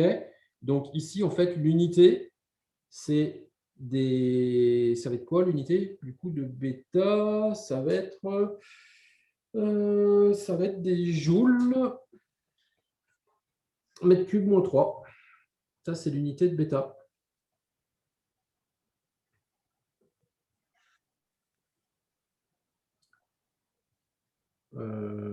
C'est bon, là? OK. Ça, c'est le conjugué en puissance donc, du gradient. Et donc le scalaire à droite, il est homogène à des joules par seconde. Ah ouais, joule seconde moins 1. Tout à fait, puisque c'est une puissance. Ça va? Alors, on ne va pas l'appeler Titi parce que c'est un peu trop long à écrire, donc on va l'appeler bêta.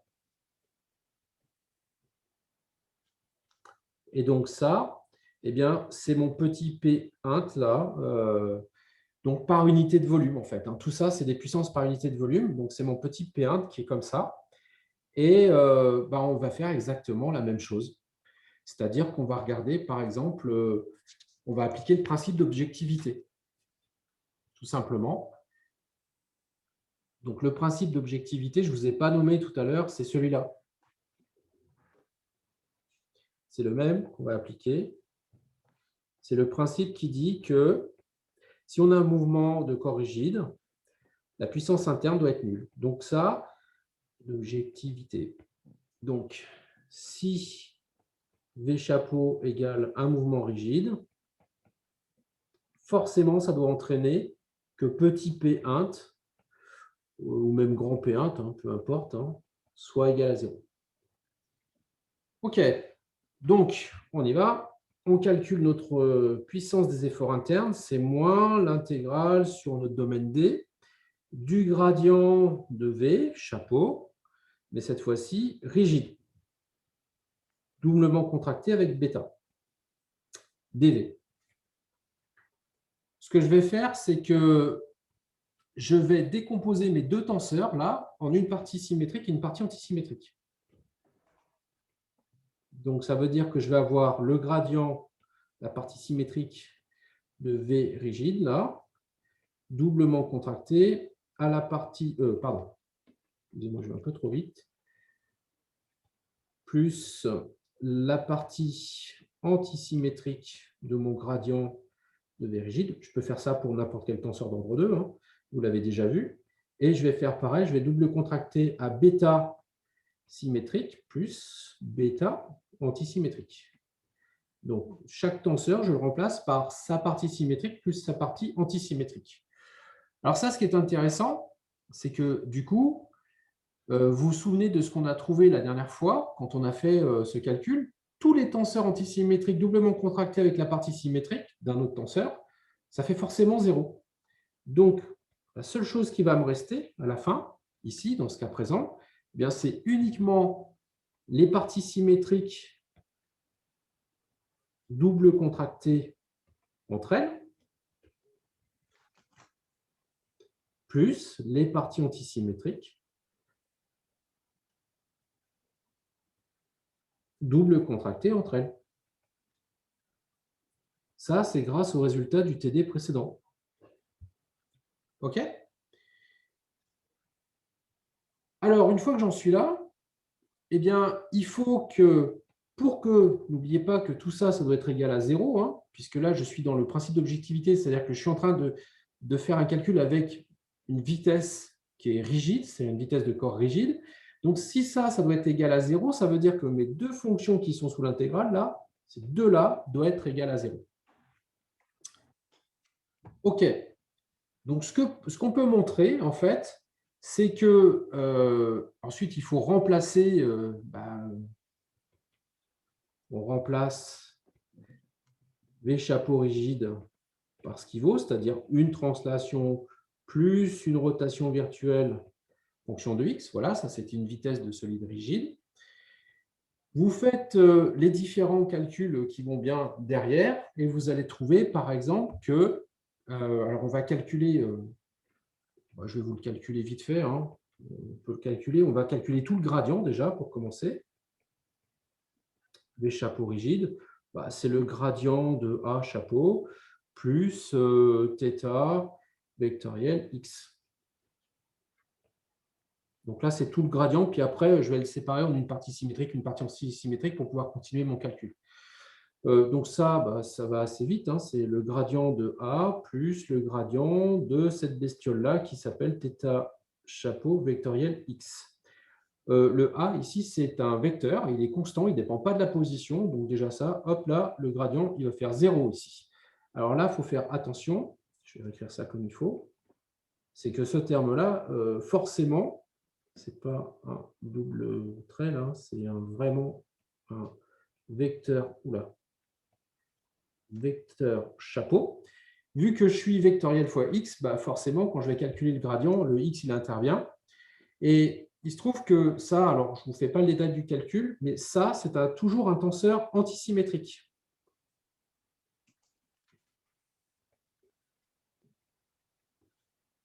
Ça se démontre bien. En fait, le gradient d'un produit vectoriel par x est toujours un tenseur antisymétrique.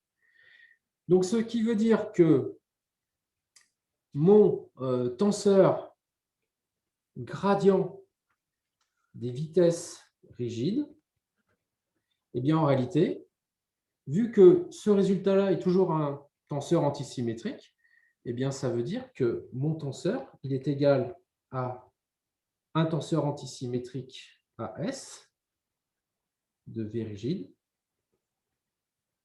plus 0. 0, c'est la partie symétrique de mon tenseur. Vu que mon gradient de V rigide est un tenseur antisymétrique, quand je veux le décomposer en un tenseur antisymétrique plus un tenseur symétrique, je n'ai pas le choix, il faut que le tenseur symétrique soit nul. Donc ça, c'est la partie symétrique. Ça, c'est en fait ces gradients symétriques de V chapeau rigide. Donc vous voyez que cette partie-là du gradient est nulle. Donc ça veut dire que si vous reprenez mon expression que j'avais là, Juste, monsieur, pourquoi oui, le gradient de A, c'était 0?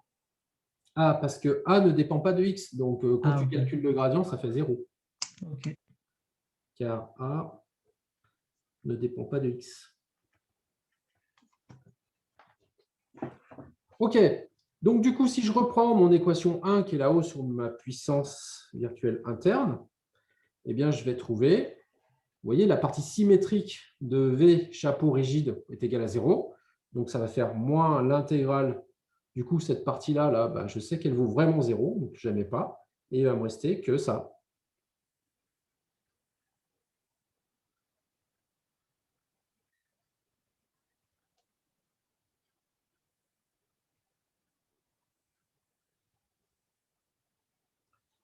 Voilà, dV.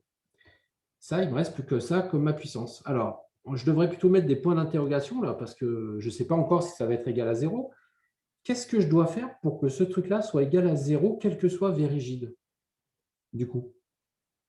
Parce qu'il n'y a aucune raison que ça soit égal à 0. Ça, c'est différent de 0, il n'y a pas de problème. La preuve, ça vaut gradient de θ vectoriel x. Je peux même vous donner ce que ça fait, en fait. Ce truc-là, ça va vous donner ça, en fait. Ce tenseur-là, il vaut ça. C'est un tenseur antisymétrique. Il va valoir 0, moins θ3, moins θ3 chapeau. Là, il va avoir θ2 chapeau. Là, il vaut plus θ3 chapeau. 0, 0, ça c'est la particularité du tenseur antisymétrique. θ1 chapeau, moins θ2 chapeau et θ1 chapeau. Voilà, c'est ce qu'il vaut. Ça, c'est ses composantes dans le I tensoriel de J, de ce tenseur-là.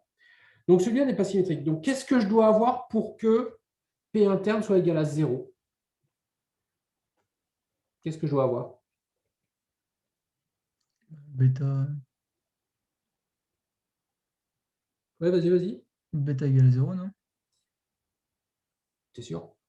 Il faut juste lire. C'est pas loin, mais c'est pas ça. Bêta symétrique. Ah ouais, le bêta Tout à antisymétrique. fait. Il faut avoir bêta, la partie antisymétrique de bêta doit être égale à 0. D'accord? Voilà. C'est obligatoire. Sinon, on ne peut pas respecter le principe de l'objectivité, c'est-à-dire la puissance interne nulle quand on a un mouvement de corps rigide. Donc, on n'a pas le choix. Il faut obligatoirement que cette partie-là soit nulle. OK, on revient au cas général.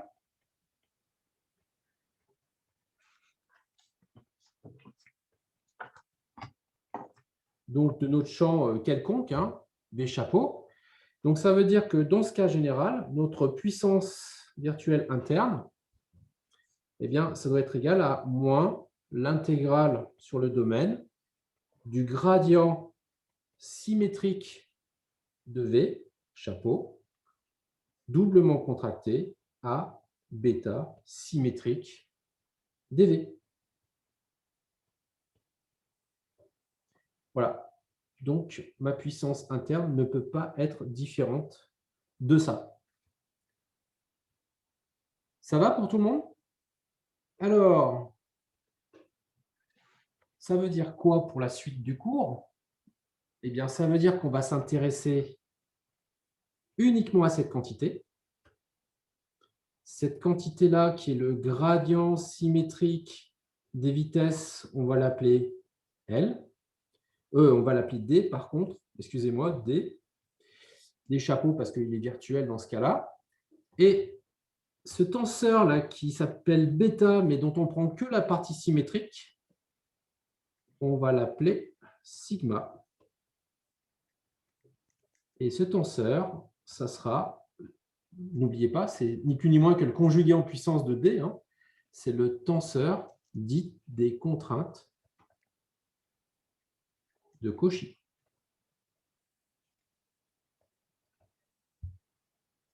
Voilà, donc tout ce qu'on peut apprendre déjà, rien qu'en calculant cette puissance des efforts internes, c'est qu'ici, eh bien, on va s'intéresser forcément à sigma, qui est un tenseur symétrique, hein, puisque c'est la partie symétrique du tenseur bêta, et on va s'intéresser à D, qui est la partie donc effectivement symétrique en fait, du gradient des vitesses. Donc Juste, ça, monsieur, on est reparti, on est repassé à la partie symétrique parce qu'on veut une puissance interne différente de 0. non, ce n'est pas qu'on la veut différente de 0, c'est que notre puissance interne telle qu'on l'a calculée ne peut pas s'entrevoir avec un tenseur, par exemple, une partie antisymétrique de bêta, sinon on n'aurait pas une puissance interne nulle pour un mouvement de corps solide rigide. Ok.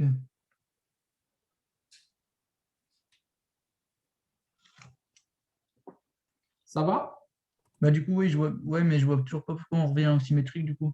Moi aussi, j'ai du mal à voir pourquoi. En gros, vous nous avez prouvé que pour que P1 soit égal à 0 quand V, c'est la vitesse rigide, Oui. La seule façon, c'était d'avoir bêta antisymétrique égale 0. Ouais. Et du coup, quand on n'est pas en vitesse rigide, c'est pour ça qu'il faut. Bah, Non, quand on est, non, on ne sait pas quand on n'est pas en vitesse rigide, c'est quand on est dans le cas quelconque. Le cas quelconque peut inclure les cas de vitesse rigide. Tu vois, ce V qui est là, qui est quelconque, hein, lui, il est quelconque. Et ça, le V quelconque inclut les vitesses de solide rigide. Il est quelconque. Donc, si on ne veut pas, en prenant un V quelconque, si on ne veut pas que notre puissance interne puisse être non nulle pour une vitesse rigide, bah, on n'a pas le choix. Il faut que bêta antisymétrique soit égal à 0. j'ai compris. Mais Mathias, en fait, c'est ce qu'il avait écrit au-dessus. Mais comme on a dit que bêta antisymétrique, ça vaut 0, ben, tu enlèves cette partie encore un peu au-dessus, monsieur. Tout à fait. Là, quand vous les avez regroupés ici, là, Il a. en gros, maintenant, on a dit que bêta antisymétrique, ça Ah, valait ouais, 0. ok. Du coup, on garde que la partie à gauche. Ah, ouais, Donc, ok, en fait, la partie qui était à gauche, elle était nulle que quand on était avec des vitesses rigides, donc ça tombait bien, pas de souci. Et à droite, pour qu'elle soit nulle, il faut que bêta antisymétrique soit nulle. Ok. Ouais, c'est une gymnastique un peu bizarre, hein, mais en fait, elle est très mathématiquement logique, extrêmement mathématiquement logique. OK? Ouais. Ça marche. Alors, autre chose, parce qu'il va falloir qu'on fasse un lien avec tout ça. Le gradient des vitesses. Alors, le gradient des vitesses, se note comme ça, hein.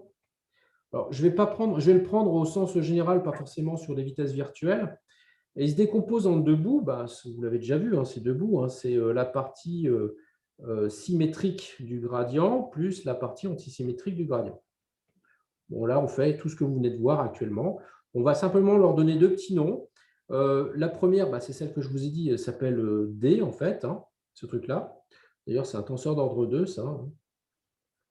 s'appelle D. Et puis l'autre, la partie antisymétrique, on va l'appeler, elle s'appelle W. Voilà, donc vous avez D et W. Ça, c'est la partie antisymétrique du gradient des vitesses. Alors, le gradient des vitesses, c'est quelque chose que vous connaissez. Et vous allez voir donc le tenseur gradient de la transformation qui relie en fait les positions relatives initiales à la position relative finale en fait de votre déformation. Donc ça, c'est F. On y reviendra, hein, vous inquiétez pas. C'est juste pour vous montrer le lien avec L en fait. Et vous avez en fait D de V, c'est ni plus ni moins que la dérivée par rapport au temps de ce petit D de X là. Voilà. Et donc le lien, ce qu'on appelle le gradient des vitesses, donc ça, je vous ai donné la définition tout à l'heure, c'est la dérivée de la vitesse par rapport à la position petit x là, petit x. Voilà. Et donc ce truc-là, eh bien, ça a un lien, ce grand L là qui est là, ce d de v sur dx, c'est la dérivée temporelle du gradient de la transformation une fois contracté avec l'inverse du gradient de la transformation. Donc ça, c'est simplement pour faire le lien avec ce qu'on va voir après. Vous voyez, c'est pour… Après, on va voir ça, en fait. Hein. On va voir le gradient de la transformation. Alors, pourquoi je suis obligé de vous écrire ça? Parce qu'on va se placer ensuite dans un contexte assez particulier. Et le lien entre D, la vitesse de déformation, et epsilon, un des tenseurs de déformation qu'on va voir, c'est que ce qu'on appelle en petite perturbation, D va être relié à epsilon comme étant donc sa variable dérivée par rapport au temps. Donc ça veut dire qu'en fait, vous allez avoir epsilon, c'est l'intégrale entre 0 à t de d dt. Voilà, de d dt. Donc ça, c'est effectivement ce qu'on a. On va voir aussi un autre tenseur qui est le tenseur de Green-Lagrange. Et ce tenseur de Green-Lagrange, il s'appelle E. Et le lien avec D, c'est ça. Alors, ça, c'est vrai uniquement en HPP.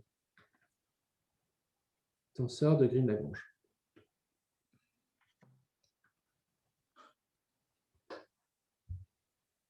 OK. Alors, cette formule qui est là-haut, la formule numéro 2, je vais vous passer ce que j'appelle des bidouilles mathématiques. Hein.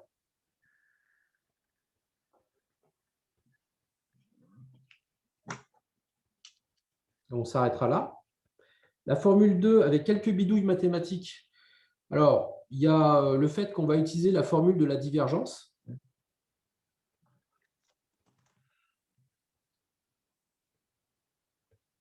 Juste, monsieur, c'est quoi 2 que vous avez noté? J'ai pas eu le temps de… 2, c'était simplement P1. Ah ouais, ok, ça marche.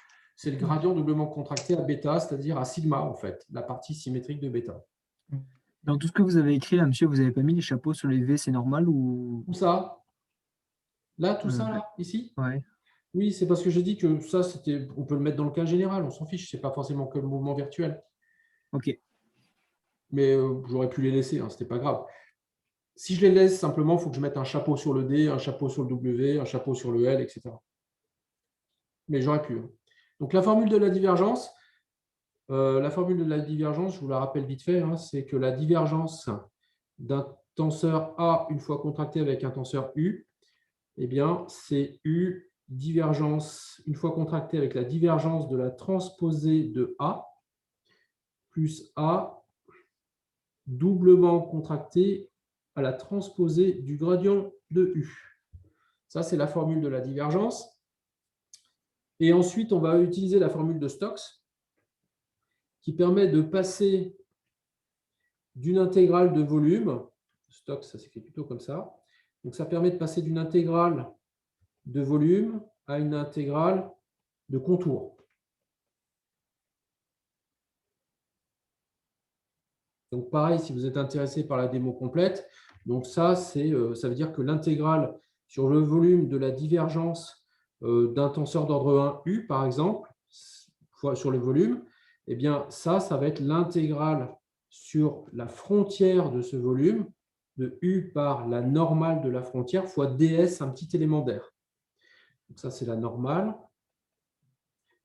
on a un point. Et puis, en fait, au niveau donc, de ce qu'on cherche, on va utiliser le théorème de Stokes. Et ici, en fait, on va avoir le terme sigma fois V chapeau ici.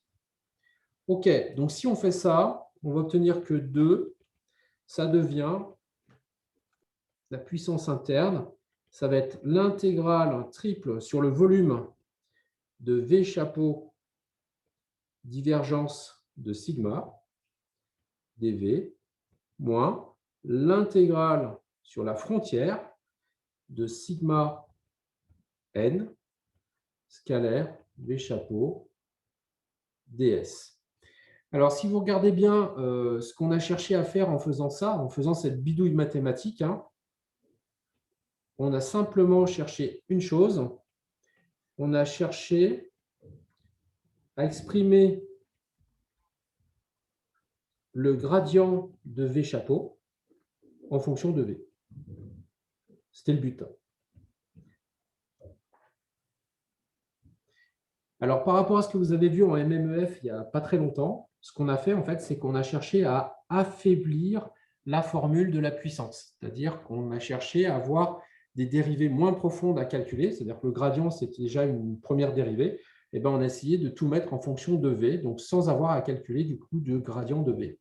Mais c'est purement une technique mathématique qui permet de passer de la relation que vous avez là, voilà, à ceci. C'est vraiment purement mathématique. OK, la prochaine fois, je commencerai le TD, donc on le fera en présentiel, et je commencerai le TD. C'est la prochaine fois, donc on va commencer le TD. Et comme je veux appliquer le principe des puissances externes, des puissances virtuelles, pardon, il me reste 2 puissances à calculer. Il va falloir que je calcule la puissance des efforts externes et il va falloir que je calcule la puissance des accélérations, puissance virtuelle des accélérations. Et ensuite, je vais appliquer le PPV avec ce que je viens de trouver là, c'est-à-dire que la puissance des accélérations, ça doit forcément être égal à la puissance virtuelle externe plus la puissance virtuelle interne. La puissance virtuelle interne, elle est là. Il ne me reste plus qu'à trouver les 2 autres. J'applique et je vais tomber sur ce qu'on appelle les équations d'équilibre de mon solide déformable qui vont me relier en fait sigma à mes efforts externes, à mon accélération, etc. Voilà, donc il nous reste en fait 5 minutes de démonstration à faire la prochaine fois pour tomber là-dessus. Et figurez-vous que quand on aura fini ça, vous aurez vu l'intégralité du cours de mécanique des milieux continus. Donc, globalement, je pense que l'intégralité du cours, vous pouvez le voir en 2 heures. Ce n'est pas tout à fait la même chose que de dire que vous allez le comprendre et que vous allez l'intégrer. Ce n'est pas ce que je suis en train de dire. Mais je suis en train de dire que du coup, quand on va continuer les TD après, on n'a quasiment plus de cours à faire et tout s'inscrira dans le cadre qu'on aura trouvé pendant cette heure-là qu'on vient de faire. Vous voyez? Donc, l'idée, c'est que vous repreniez ça bien à tête reposée, parce que c'est vrai qu'il y a des petits passages qui ne sont pas très simples. Le coup de dire que forcément le tenseur bêta et la partie antisymétrique de bêta doit forcément être nulle, sinon ça ne marche pas. Alors, il y en a 2 là, qui ont bien vu qu'il y avait une difficulté de compréhension, qu'on posait les bonnes questions, etc. Mais je suis sûr qu'il y en a d'autres qui n'ont pas du tout compris cette partie-là. Et c'est normal, ce n'est pas si simple que ça. Donc, reprenez bien ça à tête reposée. Je vous mettrai bien sûr, comme d'habitude, la vidéo. D'ailleurs, je vais arrêter l'enregistrement.